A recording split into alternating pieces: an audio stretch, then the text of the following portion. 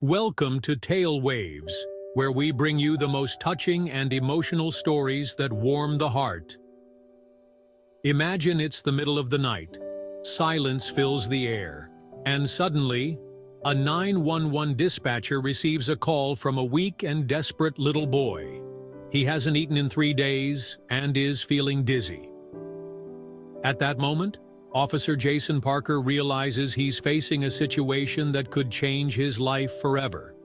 But how will this emergency call turn everything upside down? And can a tragedy lead to a beautiful new beginning, filled with love and hope? Stay with us until the end to discover how life can surprise us in the most unexpected ways. Don't forget to support us by subscribing to the channel and turning on the notification bell so you never miss a new story. If you enjoy the video, give it a thumbs up, share your thoughts in the comments, and spread the story with your loved ones. Enjoy the video. The ringing cut through the night shift quiet of the station. Dispatcher Maggie Jenkins startled, reaching for her headset. 911, what's your emergency? The voice on the other end was small, hesitant. A child's voice. I need help.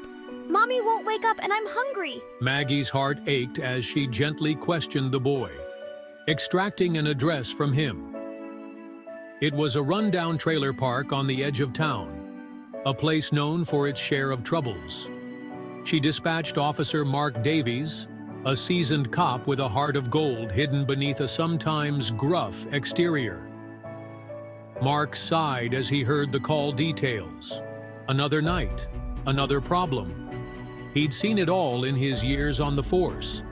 Part of him expected a prank, kids messing around. But the boy's voice, filled with such raw fear and despair, tugged at something deep inside him. He flipped on his siren, a beacon of hope cutting through the darkness. The trailer park was shrouded in shadows, the only light coming from a flickering street lamp. Mark pulled up outside the address the boy had given, a faded blue trailer with peeling paint. He approached cautiously, his hand hovering over his holster, but his gut told him this wasn't a typical call. He knocked on the thin door, the sound echoing in the stillness. No answer. He tried the handle, surprised to find it unlocked. Hello, it's Officer Davies. I'm here to help. A small whimpering sound drew him deeper into the trailer. The air inside was stale, heavy with the smell of unwashed laundry and something sickly sweet. He found the source of the whimpering in a small bedroom. A boy huddled on a bare mattress. He was rail-thin, his eyes wide and scared. You came. The boy whispered, his voice hoarse. Mommy's asleep, but she won't wake up. Mark's heart sank. On the floor next to the bed lay a woman, her breathing shallow and ragged. Malnutrition was evident in the gauntness of her face, the way her skin seemed to cling to her bones. He immediately called for an ambulance, his voice tight with urgency. Kneeling down in front of the boy, Mark offered a reassuring smile. What's your name, son? Sam, the boy mumbled, clutching a worn teddy bear. Don't worry, Sam. Help is on its way. What about your mom? What's her name? Emma, Sam whispered. She's been sleeping a lot. Mark stayed with Sam, talking softly to him, distracting him as best he could. He learned that Emma had lost her job months ago, and they had been struggling ever since. Sam confessed that he hadn't eaten in days. Mark felt a surge of protectiveness for this brave little boy, a fierce determination to help them both. It's going to be all right, Sam, he promised, squeezing his shoulder. I won't let anything bad happen to you. The ambulance arrived, sirens wailing, and paramedics rushed Emma to the hospital. Mark stayed with Sam, accompanying him in the back of the ambulance, his hand resting reassuringly on the boy's small back. At the hospital, doctors whisked Emma away, promising to take good care of her. Mark sat with Sam in the waiting room, sharing his own lunch with the hungry boy. He watched as Sam ate, every bite a testament to their desperation. He made some calls, pulling strings he didn't even know he had to ensure Sam would have a safe place to stay while Emma recovered. The doctor emerged hours later, his expression weary but hopeful. She's stable, but it was touch and go for a while. Malnutrition, exhaustion. She's a fighter, that's for sure. He looked down at Sam, his face softening. She's asking for her son.